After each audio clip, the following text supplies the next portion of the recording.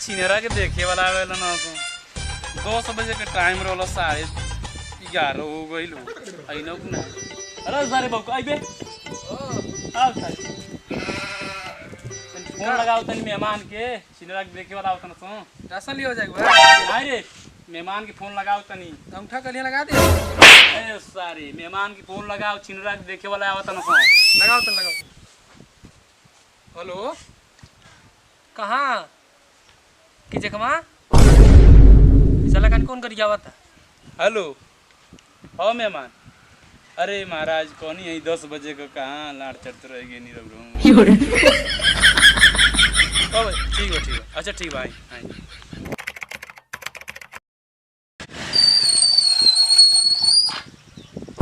अरे समझी पानी पिए के लाल छिनेरा के छेकु अगुआ आइल बाना तू। चल समझी जी महाराज आप अरे समझी हो गई करिए पूरा का झाटी समझी माना बिहार करिए तूर दी है।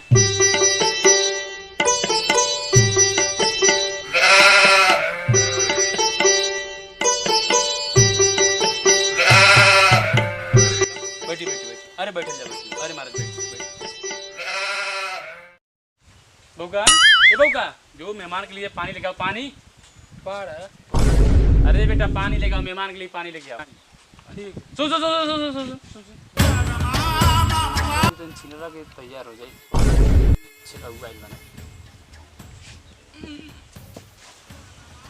छिनरा कौन समझी दी लइकवा ना लुकता कहीं गोइल बका। अरे समझी जी आवतन बाबू आवतन तैयार होते हैं। बोलाई जल्दी से लेट होता हमके जाए के बा घरे। अरे टंकियों की पानी खत्म हो गई अच्छा नहात हुई है।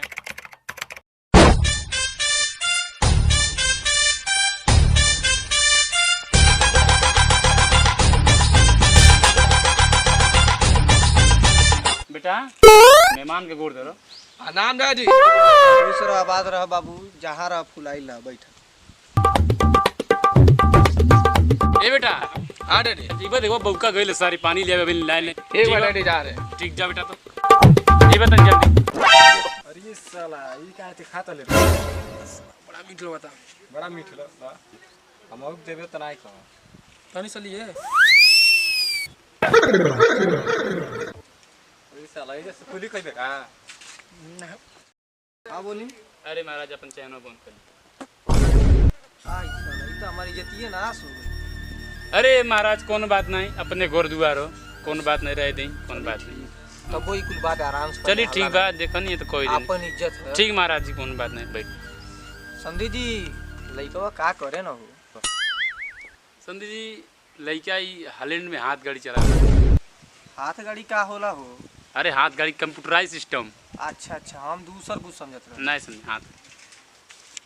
अरे लइकवा से कुछ इंटरव्यू लिया जाए तबे न पता चली कि कितना जाना था का करी बढ़िया से रख पाई कि ना। तो कुछ पूछा उछा जाओ कितना जाना था का करता। ए चाचा ए मर्द तो इसका तले हाँ बाबू कोई लइकवा से कुछ बात के करला तनी। अरे बाबू पूछ लो बैठो तन लइकवा तनी भेज दिया जाए। ठीक है बेटा यार बेटा हाँ डैडी तो जाइए थोड़ा बात करिए उधर बोलिए। इधर तन कुर्सी लेके आ जाएगा साहब तनी नहीं आ रही ठीक।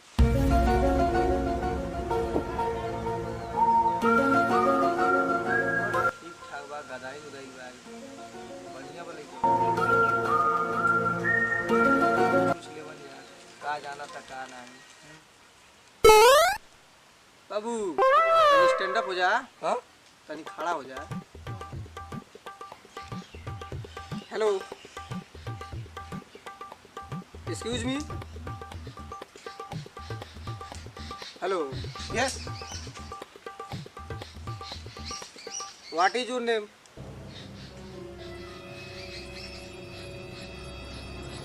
कुछ आता था नहीं है का समझे जी भौकाल मारे है का। What excuse me follow he is loving and difficult you tell me know you tell me. Oh know why लाइक दिस यार why like this my friend यार यू फकिंग बिरारी बास्टर्ड। क्या जानता है लड़का कुछ नहीं जानता है। समझी जी हमार छिनार बेटा आपके कैसन लगा? अब पहले पानी पियाई तब हम बताई। अबे बता दे तो का जाने पानी पियाई पिना। ए महाराज पानी खाली सौ को चाहते तो रुपये पानी मंगाते नहीं। ए बउका बउका अरे सारे पानी लाओ संदी जी बहुत पियासल बानो। ला बेटा संदी जी पानी चेक कर।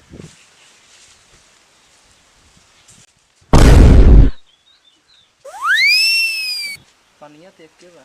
हाँ पनिया एक के बा। बाली कौन दू जने कैसे पिए ले? समझी से बोलो।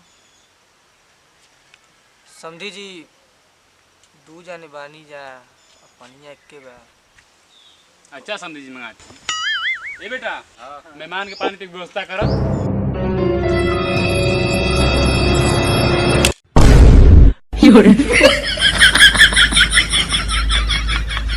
ये तो सब नीचे गिर गए। अरे मेहमान जाए मन व्यवस्था कराओ ये जल्दी पोछ के धर रही। मेहमान पानी पिए जाओ। ये तो सारे धूरिया धूल सटा सटा के का करबो धुरिये माटी में तो धुरिये पी। तब खाई जाओ पिए जाओ पानी। अरे खाई रहे दियो। पानी पिए जाओ। अरे महाराज रहे दी काहे का जरूरत बा। चली महाराज जी नाइट ले तो कोनो बात नहीं।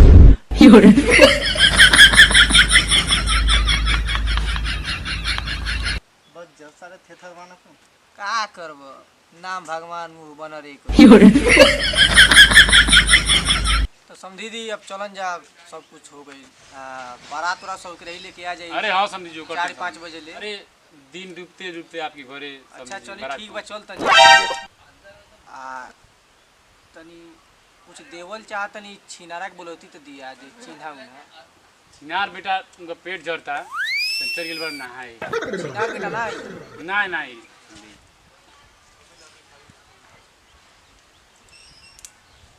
दे समझी जी बड़ा चमकत है समझी जी। अरे समझी जी हमार ससुर दिले रहना। अच्छा तो तेल लगा के रखले रहनी नया प्यार का तोहफा रहा।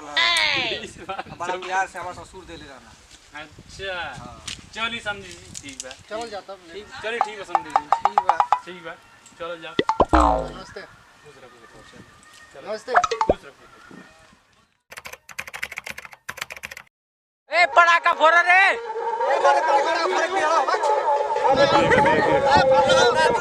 तेजी हो गई।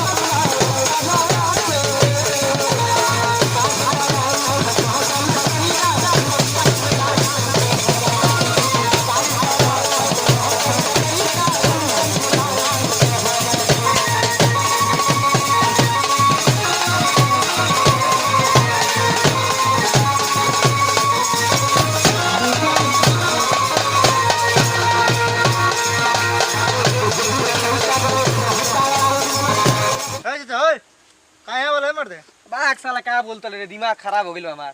5 बजे के टाइम दिला न सब 12 बज गइल। अब इनले बारात लेके ना आई न स हैं क्यों गांव ले क्यों जवान जा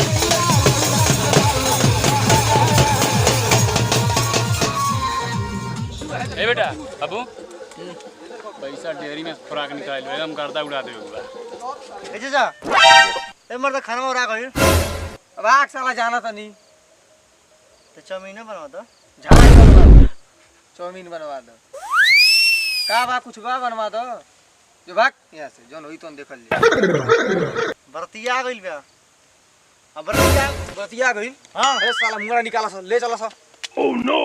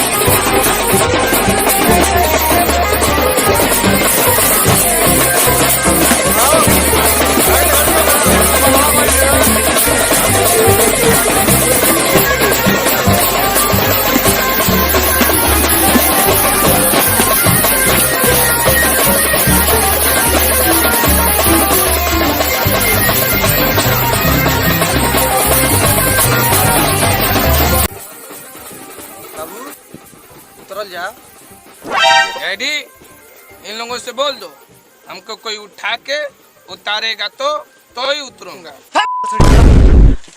बोलिए कहाँ चल रहे हैं? चलिए हम तैयार है चलने के लिए। चल कहाँ ले जा रहे हैं? पानी नहीं पिलाएंगे क्या? नहीं बाबू आओ आओ चलो चलो पानी पी लो आओ ठीक है बाबू ठीक है रिसिया नहीं चलो बैठो बैठो पानी पी लो ए पानी लाओ पानी पियो रे पानी पियो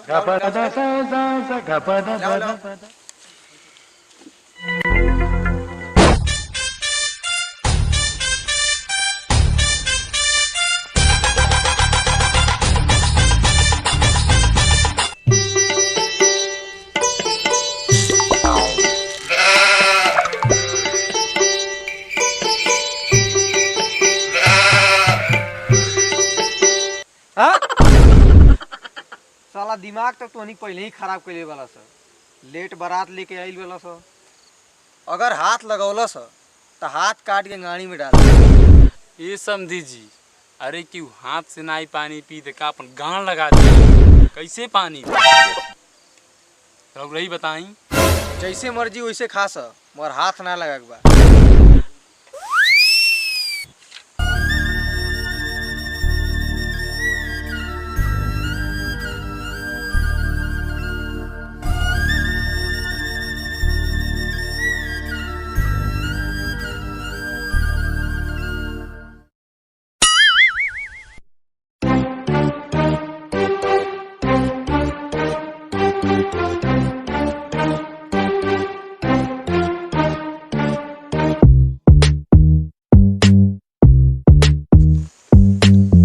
डैडी गिव मी वाटर।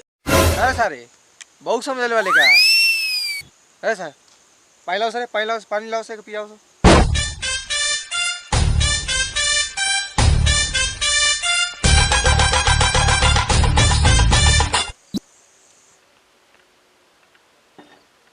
समझी जी बहुत गरीब बा गाड़ी फाट गेल गिलास नहीं मंगा पाऊ नहीं मुद्दी का नहीं आई एक चोत हगनी समझी जी अब ये देख खाना किया दे अच्छा ठीक है भेज दे अरे ये खाना लेके आओ रे जो खाना लेके जी जात जब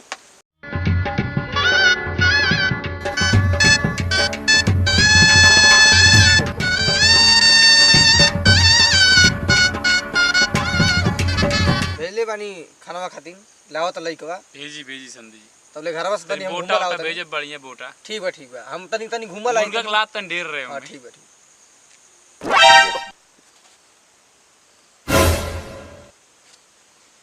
समझियो बेटी चोत बा आधा घंटा बैठा लिया के सारा खाना है यहाँ बिया है नहीं कोई चाहत रहे चलो बैठा दिया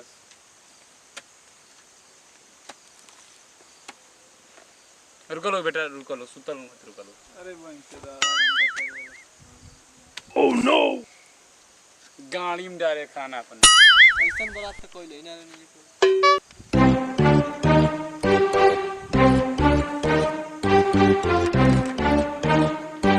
काहे बैठे मैं समझी खाई खाना खाई जा झाड़ के देनी काका ले हाँ भाई गाड़ी देता किस तरह की बात मार मारी